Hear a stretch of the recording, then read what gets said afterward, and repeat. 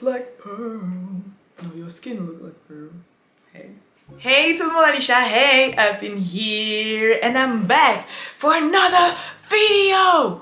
Oh putain, cette chaise, elle va me tuer. Je viens de tourner une vidéo spéciale Jada Cheese pour vous expliquer qui est Jada et son parcours.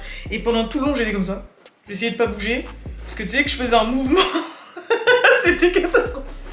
Bref, je reviens dans une vidéo où je... Non, ça va pas être possible. Ça va pas être possible. On va essayer de pas bouger. Je reviens dans une nouvelle vidéo où je vais vous faire un petit mash-up de petites news qui sont passées, vu que bah voilà, j'ai été encore un petit peu absente. Désolé, ok. Je vais vous faire un petit mash-up de news là. Et donc il y a eu un petit bif entre Saucy Santana et le clan Beyoncé parce que Saucy Santana s'en est pris à Blue Ivy. Il y a eu un petit bif entre Cassie et Diddy. Il y a eu quoi d'autre encore? Bien évidemment le retour de Miss Beyoncé. Il y a la grosse rumeur comme quoi Big Sean et Jhené Aiko attendent un enfant, donc c'est parti pour la vidéo. Hey, what's up, girls? It's your girl.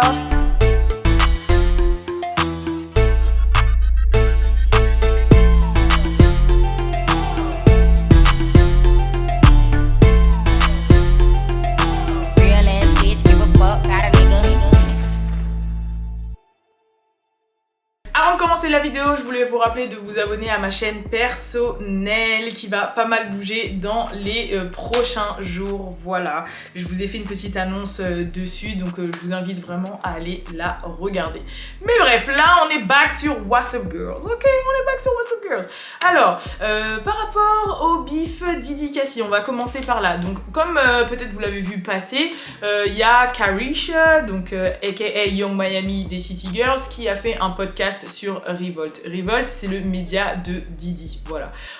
Et donc là, elle a lancé son propre podcast et son premier invité, du coup, c'était Diddy. Donc le podcast est produit par Diddy et on sait que Young Miami et Diddy se fréquentent depuis plusieurs mois maintenant. Donc vas-y, il y a eu des déboires avec son autre side chick et tout là, enfin bref, ou c'est histoire classique, voilà, je sais pas quoi. Même pendant le podcast, je sais pas, ils soufflaient le chaud et le froid, ils parlent ils veulent avoir des enfants ensemble, mais en même temps ils sont pas ensemble, mais en même temps ils passent du bon temps ensemble, mais en même temps ils sont pas ensemble, mais en même temps ils sortent ensemble, enfin bref, en tout cas tout ce qu'on sait c'est que c'est deux grown adultes, voilà, c'est deux personnes adultes et vaccinées qui se kiffent mais qui n'ont pas envie de non plus se jurer fidélité en mode commitment de ouf, qui vivent leur best life, qui s'entendent bien, et puis voilà, c'est bon.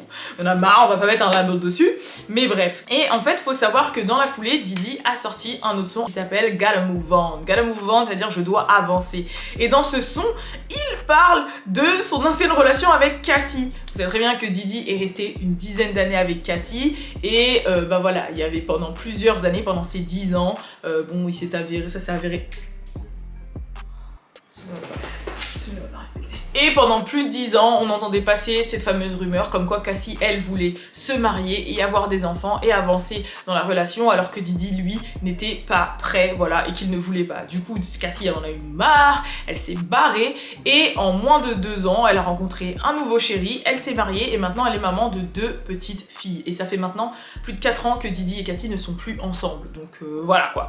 On passe à autre chose. Mais le mec, voilà, il a décidé de se réveiller et de sortir un single pour dire que ouais, en mode, vu que maintenant toi t'as avancé dans ta vie, tu t'es trouvé un nouveau gars, bah moi aussi je dois avancer dans ma vie et je dois me trouver une nouvelle meuf. Mais frère, ça fait déjà 4 ans, on t'a prêté 15 relations avec 15 meufs différentes, dont Lori Harvey, la meuf là, ta side chick, Young Miami, on t'a vu embrasser la baby mama de Future sur un yacht. Frère, pour nous, t'as move on. Pour nous, la raison pour laquelle Cassie a move on, c'est parce que toi, t'as move on même pendant que t'étais avec elle, en fait. Donc là, je ne comprends pas c'est quoi ton délire, je comprends pas c'est quoi ton but, mais bref, c'est Diddy, hein, le père des Toxic Boys. Voilà, on cherchait c'est qui le père des Toxic Boys. C'est lui, voilà. Le mari de Cassie a pris la défense, bah forcément, de sa femme sur les réseaux sociaux. Et en réponse à ça, il a fait une Insta Story dans laquelle, en fait, il a sous-entendu clairement que Diddy, en réalité, était gays. Donc en fait, il a mis en lien une association pour les personnes gays qui voudraient faire leur coming out et qui avaient besoin de soutien. Et il a dit, voilà, en ce Proud Month, je vous mets en lien, en gros, je vous mets un lien et un contact qui pourrait aider les gens qui gotta move on. Et il a mis gotta move on en majuscule, tu vois. Et gotta move on, c'est le titre du coup du single de Diddy. Et c'était un gros shade pour dire que voilà, ouais mec, tu gotta move on, ouais, tu dois avancer et tu dois faire ton coming out gros, parce que voilà quoi. Donc maintenant, à savoir si c'est un simple pic ou si du coup Cassie aurait confié quelques petits secrets sur l'oreiller à son mari. Parce que moi je suis dans une relation sérieuse, voilà, je suis avec Balou, etc. On a nos conversations privées, vous savez, donc et Cassie elle est restée quand même 10 ans avec Diddy. Et je pense qu'avec son mari, avec qui elle est maintenant, avec qui elle a eu 2 enfants, elle a dû lui raconter peut-être des petites anecdotes, des petits vécus, des petits trucs comme ça de son intimité d'avant avec Diddy. Donc qu'est-ce qu'on en sait? Qu'est-ce qu'on en sait? Tu vois? Je pense pas qu'il ait dit ça out of the blue comme ça, tu vois? En plus, dans ces cas-là, si c'était un pic, si c'était un shade, je pense qu'en plein Pride Month, et par rapport à la société dans laquelle on est aujourd'hui, on peut pas se servir du fait d'être gay comme d'une tare en fait. Parce que dans ces cas-là, s'il n'y avait pas un fond de vrai, il s'en servirait comme si... Je pense que vous allez comprendre ce que je veux dire. Mais en gros, c'est comme s'il s'en servait comme si c'était une insulte, comme si c'était une honte. En mode t'as qu'à faire ton coming out, c'était une honte d'être gay. Sauf que je pense pas que ce soit la démarche, non seulement pendant le Proud Month, en plus je pense que Cassie, voilà, elle soutient un peu toutes ces causes. Donc je pense pas que ce soit sur un fond comme si tu utilisais le mot gay comme insulte ou critique, ou comme si c'était quelque chose de négatif de l'être. Donc moi personnellement, vous savez que je suis un petit peu messy, je pense personnellement que ça se trouve que Cassie, elle a raconté des 2-3 anecdotes sur leur vie intime avant qu'elle avait avec Diddy. Et peut-être que, je sais pas, ils ont peut-être eu des aventures à 3 avec des mecs, peut-être qu'il aimait certaines pratiques, voilà, c'est peut-être sur ça que ça repose, tu vois. Je sais pas. Mais en tout cas, voilà, c'était la petite histoire si vous voulez savoir le bif qu'il y avait entre Cassie, Diddy et son mari qui a pris la défense. Ouah, je perds mes... Oui, parce que c'est pas des vrais ongles, c'est des ongles collés. Hein, donc, résultat, c'est la débandade. Qu'est-ce que c'est nul, ça? Les trucs à coller, là, c'est trop nul. Deuxième bif dont je voulais vous parler, du coup, c'était Saucy Santana vs Blue Ivy, enfin, vs le clan Carter. Donc, faut savoir que Saucy Santana, récemment, fait partie du XXL Freshman 2022. Et aussi, il a sorti son nouveau single avec Mulatto Booty, qui sample, du coup, Crazy in Love de Beyoncé. Voilà, exactement, c'est ça. Donc forcément, quand il a samplé ça, vous savez que les Beehive étaient à l'affût. Et je sais pas comment, mais ils ont fait des recherches, forcément, enfin si je sais comment, mais... Si, je pense que c'est parce qu'il a samplé le son de Beyoncé, mais bref. Les Beehive ont fait des recherches sur Saucy Santana et ont été digués, là, ont été creusés dans ses anciens tweets. Et en fait, ils ont trouvé des tweets de Saucy Santana qui parlaient mal de Blue Ivy et des tweets qui allaient de 2014 à 2017. Hein. Et c'était des tweets, par exemple, qui disaient, en gros, qui parlait mal de ses cheveux, qui disait qu'elle était moche, qui la comparait à Northwest et qui disait, ouais, North, elle est un Blue Ivy, en mode... qui répondait à des gens qui parlaient en bien de Blue Ivy, en mode pour la descendre, alors que les gens, ils le taguaient même pas en fait, la conversation ne le concernait même pas. Enfin, le mec, pendant 3 ans straight, il s'est fait grave plaisir à cracher sur une petite qui, à cette époque, avait genre 1 an ou 2 ans, quoi, ou 3 ans, quoi.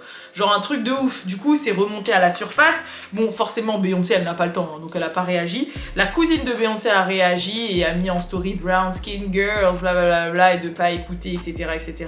Bon, forcément, Saucy Santana s'est fait lyncher par les Beehive, mais il s'est pas excusé pour autant. Hein. Donc, comme excuse, il y a eu un faux semblant, genre il a commenté sous un post, parce que peu de temps après ça, il y a eu la fameuse apparition de Blue Ivy au playoff NBA avec Jay-Z, et forcément il a commenté oh beautiful, she's beautiful, etc., etc.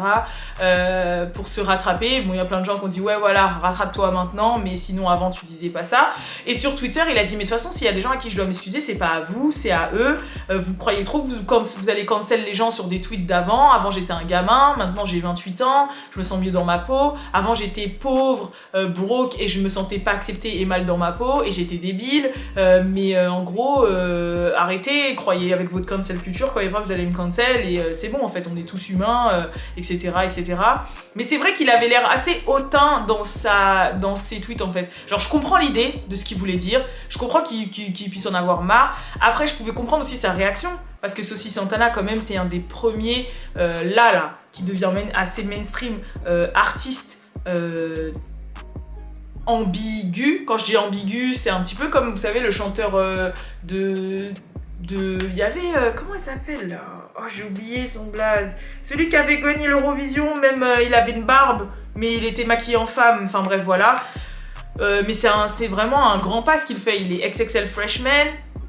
C'est un homme qui a une barbe, mais qui se maquille, qui s'est fait un BBL, qui assume d'être gay, mais en même temps qui est ambigu. Enfin, vous voyez ce que je veux dire? Et je pense que pendant longtemps, il a eu du mal à être accepté. En plus, dans la communauté noire, avant, c'était pas vraiment... Aux États-Unis, c'était encore plus difficile. Il l'a déjà dit dans plusieurs interviews.